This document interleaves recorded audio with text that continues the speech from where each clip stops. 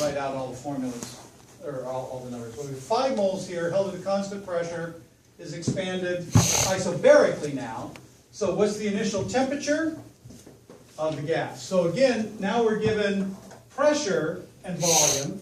So you go back to the ideal gas law, but it's pressure volume equals nRT, and this time you'd solve it for T. So it's PV over nR.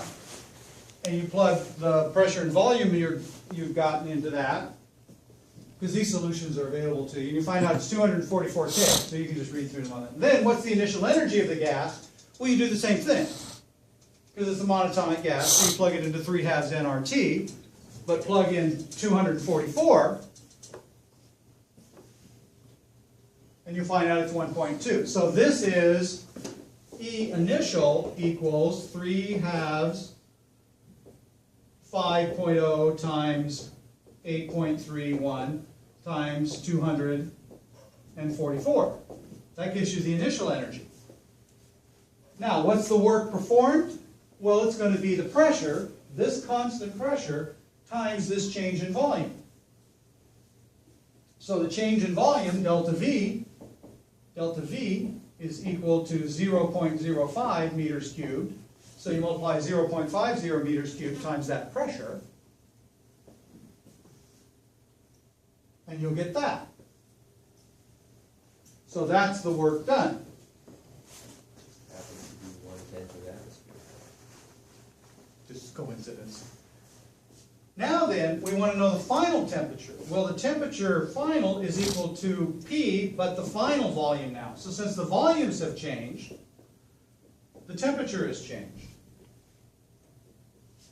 So if you put in the final volume there, you'll get the new temperature, 487 K.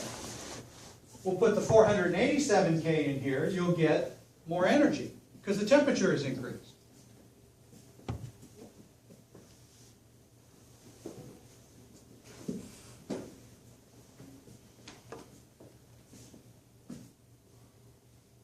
Oh, so calculate these, you'll find out it essentially doubles. It's the change I want here. So this is now the change in energy. Because if you plug this in, you'll get twice as much energy as you had before, because you have roughly twice as much temperature, 24 to 48. Then calculate the amount of heat absorbed. Well, now you've got delta E, which is equal to 1.52 times 10 to the 4th joules equals Q minus W. And W is 1.01 times 10 to the 4th joules. So moving this over, you've got to add this and this. So when you add those two things, you'll see that Q is equal to 2.53 times 10 to the 4th. So here you add heat that does two things. It increases the internal energy of the gas, but it also does work. So that's how isobaric and isothermal processes. Now the final process is an adiabatic process. In an adiabatic process, no heat leaves or enters or leaves the system. So in this case, the system is completely isolated. So no heat can get in or out.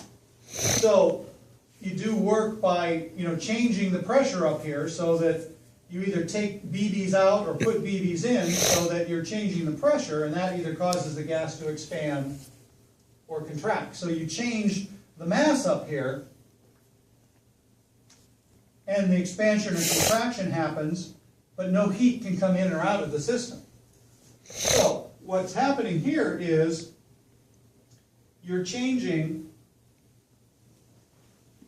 pressure and volume and temperature. So you're moving in the pressure volume graph, and you're also crossing isotherms. So you're changing all three quantities in an adiabatic process.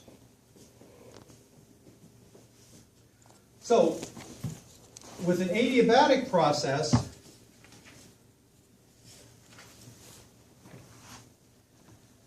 then we can go immediately to the first law of thermodynamics. Delta E internal equals Q minus W.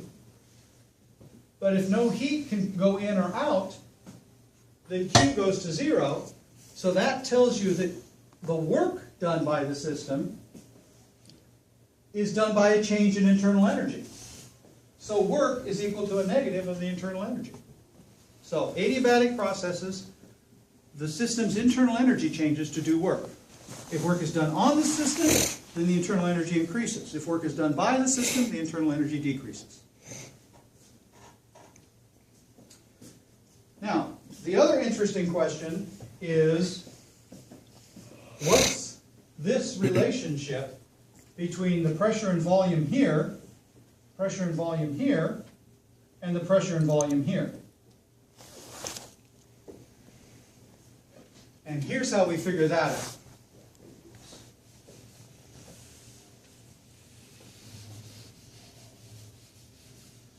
So the way we figure this out is we start back at the differential form of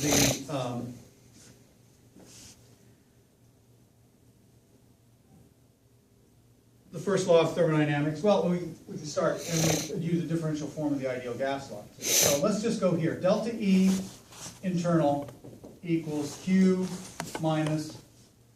Now, it's going to be equal to, in its differential form, P times dV. And this actually should be differential. So dE internal. So this is the first law of thermodynamics in a differential form. Small changes. So small changes in energy equals Q minus P times dV. But this goes to 0. So we have D internal energy equals minus P dV. Okay.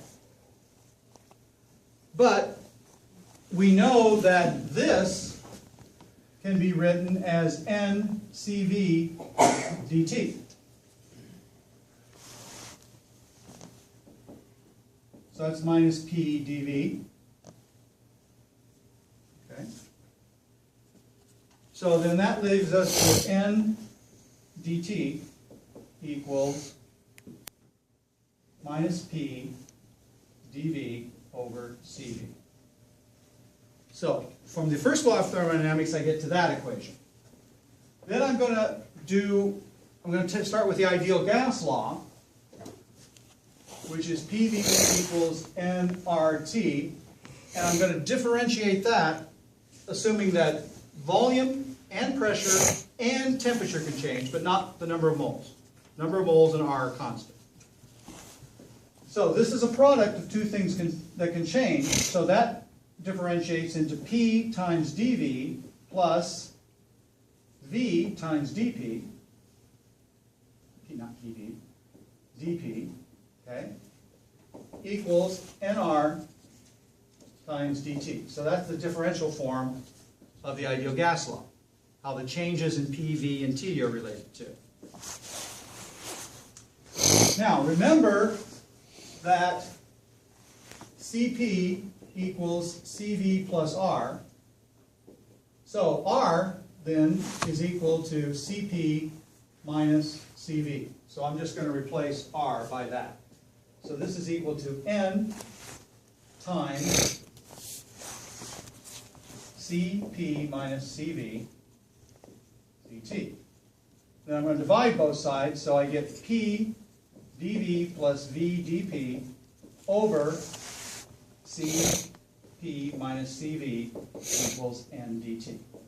So I've got an N dt here, I've got an N dt there, so I can set these two equal.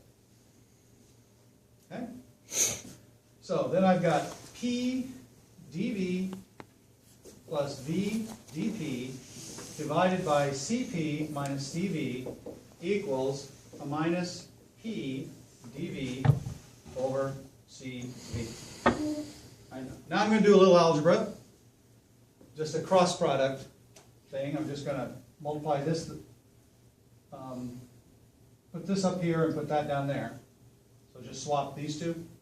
Multiply this by Cp times minus Cv and divide this by P dV. So that will get me to P dV plus V dP over minus P dV equals Cp minus Cv over Cv. Everybody okay with that algebra? Nobody thinks I got anything up the sleeve? All right, then I'm just going to divide by this.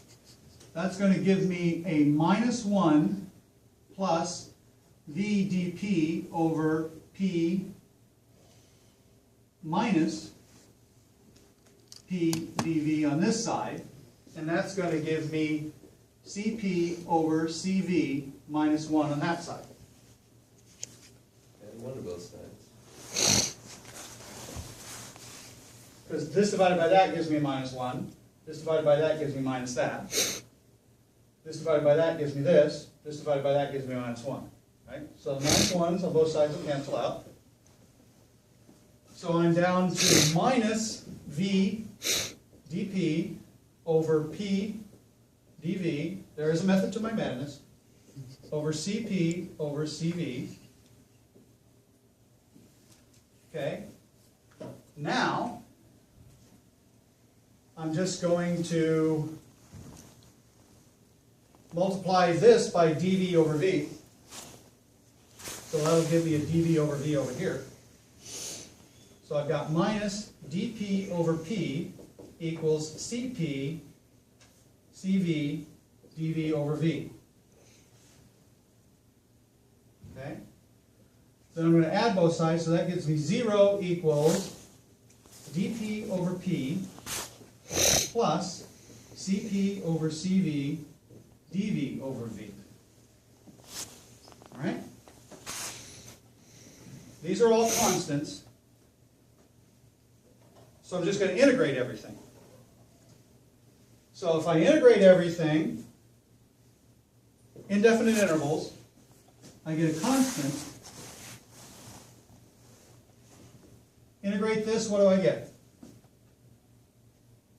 All of that? Just integrate this and integrate that. Indefinite integral of a natural log, or dP over P. Well, yeah, natural log. Natural log of P.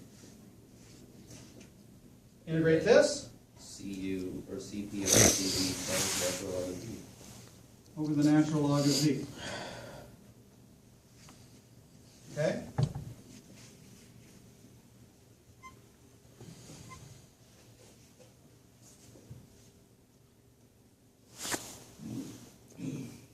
Okay? Now, how can I simplify this a little bit? What can I do with this? I'm going to call Cp over Cv a constant gamma. And then gamma natural log of V, what's that equal to? V to the gamma. Yeah, natural log of V to the gamma. So this becomes the natural log of P plus the natural log of V to the gamma. Then what can I do with that?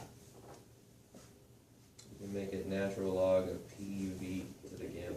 Natural log of P V to the gamma equals a constant. What can I do with this? Take the log of the constant. Raise everything to the e power, right? E to the constant equals e to the natural log of P to the V gamma. Which equals But this becomes PV gamma, right? And this is still a constant. So, what I find out for an adiabatic process, is that the quantity PV raised to the gamma is constant. So this looks like Boyle's law, right? For Boyle's law, the product of P times V is a constant for an isothermal process. So in an isothermal process, PV at the beginning is equal to PV final.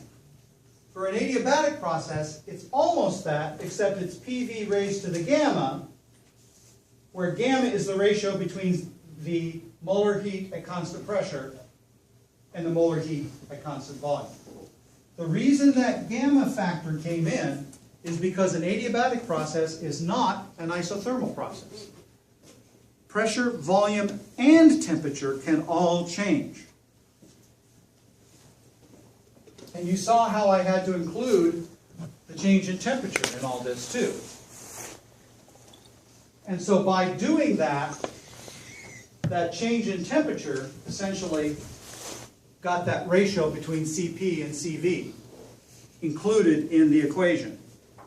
And that's where the gamma came from. Do you get So for an adiabatic process, you have this extra factor gamma? that affects, That's and that's why you don't have this going down an isotherm, you have it crossing isotherms. So that's where the gamma comes from, and that's how you got it. So I don't have time to, but I was just going to step through the adiabatic, but this is in your worksheet, so you can see. I was just going to do the same thing that we did for isothermal, but you do the same thing that we did for those. You know, what's the initial temperature? You can use the ideal gas law. What's the final temperature? Because they'll be different. Because in an adiabatic process, they change because there's no heat to flow in and out to equalize the temperature. On an isothermal process, heat flows in and out to keep the temperature the same. So you find the initial and the final temperature. Since the temperature changes, there's a change in internal energy.